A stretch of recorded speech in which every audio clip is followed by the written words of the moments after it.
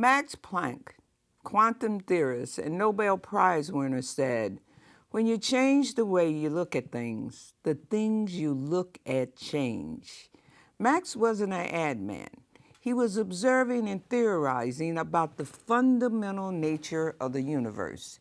He saw that the very act of observation changes the outcome of an experiment.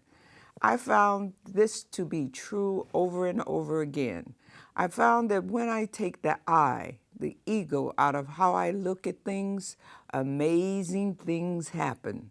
Things change. They fit together in new ways, metaphors, parallels, connections, links. The possibilities emerge and truly matter. People try to teach creative, but it's about finding the mindset that works, the space where I can tap into the cultural collective unconscious and give voice to it.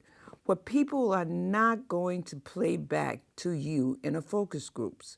Today we have better tools that help us see through the eyes of others, like the customer journey, which helps us see through others' eyes the moments that matter as they engage with the world, experiences, brands, products.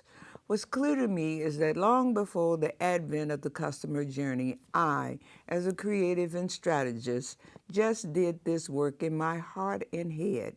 It's a skill that was inchoate. I was a Black woman from the south side of Chicago in a white man's world.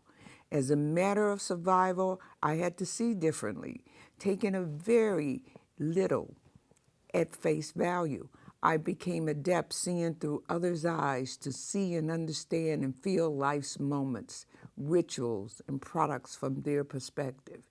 Finger licking good, worked on that. Good is an index, evidence of a good time, shades of sexuality, shades of wholesomeness, indulgence of others coming together in a powerful nexus. I took languages from one of my cultures to the mainstream audience in a way that created tremendous resonance. And the metaphor, strong enough for a man but made for a woman, embraced contradictions and linked deeply held together ideas about men and women to reframe what the brand means, reframed it to embrace her reality of working hard while celebrating her femininity. How does a product see the world? How does a brand see the world?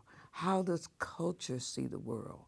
As a creative and a leader, I've cultivated the power to change the way I see things. In doing so, my power was liberated.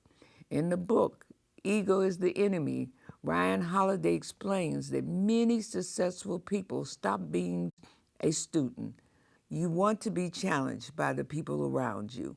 It's important not to fall into the trap of thinking it's all about me. What often happens to us when we get into leadership, management, we stop doing the very things that made us successful. Your competency in other things then falls to the wayside. Leadership is not only what you say, it's what you do. Never give up your real genius, your real creativity.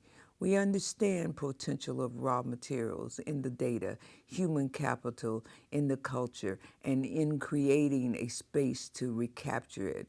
We live in an era where everyone focuses on driving growth. I keep growing. My team keeps growing. I need you to keep growing. We, America, need you to grow.